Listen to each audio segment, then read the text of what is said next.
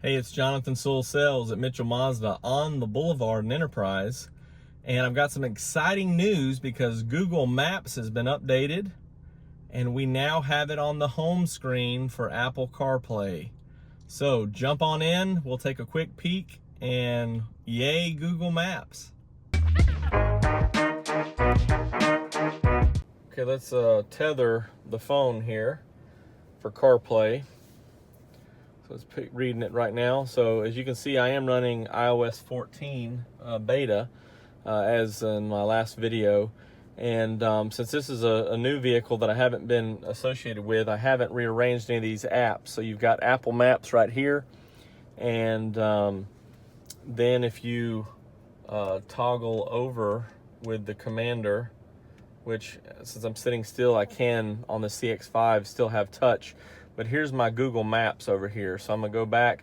When Apple Maps is used, you see I've got work and home here, and I hit the home twice to go to this new dashboard. I've got Apple Maps in here, okay?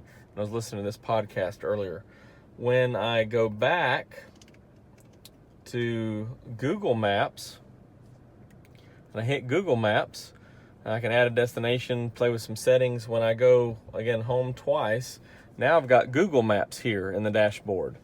So what's really cool is now they have opened this up. Google is the first one to take advantage of it. Waze has, last I checked, is not in the dashboard, so they haven't changed their software. So really it's just whatever your preference is, whatever you've used last, will pop up or populate in the dashboard here. So it's pretty exciting because if you're using Google all the time, when you connect your phone, Google is going to show here automatically. I haven't found a way to lock that in permanently. It's just based on what you've used last. So it really just depends on what your preferences and your usability is. However, this is great because we have Google here. So if you've got certain things set up in other devices other than Apple, you can have that all set up. So real simple, I can hit the voice here, or I can hit it on the side here for Siri and tell it specifically to use Google Maps when searching, or I can just touch this or scroll over with the commander, hit voice. Take me to Mitchell Mazda. All right, so it says I'm 2 minutes away from Mitchell Mazda. Not exactly accurate here, but let's again, with the commander or touch, since I'm sitting here, all I have to do is hit start, and of course it figured out that I'm here. So the actual building is to my left, so at least it's got that correct. So again, it's pretty cool that even when I'm going through, and I'll just hit back to this dashboard here, it'll show Google Maps because I've been using it. So that's pretty cool. And same type of features. You can hit the go, and again, if you've got things saved in Google, you can access all of that there. And sometimes Google may have a little bit more detailed information, just like I didn't have to give the address for Mitchell Mazda because it's got our location already locked in. Sometimes you may have other places that points of interest that are locked in. So it's pretty cool and available. I'll try to cut over to a driving example when I get down the road here in a minute. So you'll see using Apple Maps or actually Google Maps, and hopefully with Siri, so you can see how that works. So let's cut over there. All right, so I'm gonna get some directions real quick to Mitchell Mazda.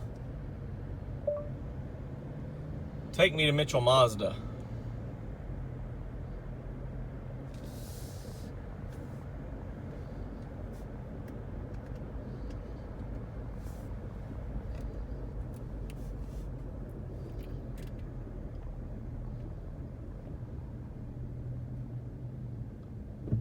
For some reason I'm not having the voice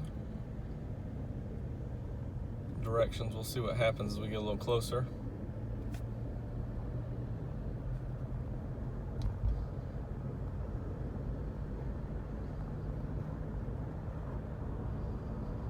Sorry for the little bit of vibration. My camera mount's not holding as I'd like it to.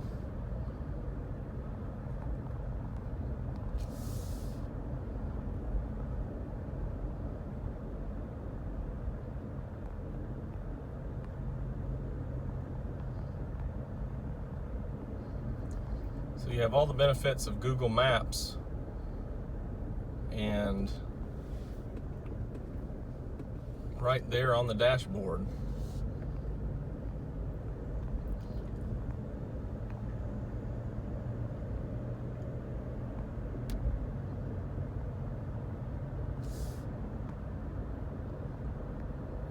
Again, I don't know why it's not giving me the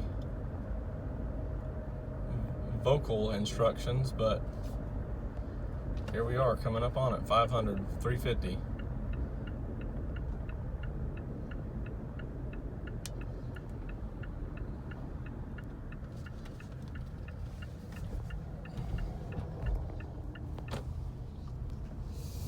Here we are. Thanks for joining me for this brief look about Google Maps on the dashboard of Apple CarPlay. If you have any questions or comments, give me a call at 334-718-0504. I'm Jonathan Sewell at Mitchell Mazda on the Boulevard in Enterprise, and I hope this gives you the good vibrations that it gave me. No pun intended, of course. But drop a comment below if you have any questions about this, and we'll keep trying to figure it out and see how well other apps work when they come to the dashboard.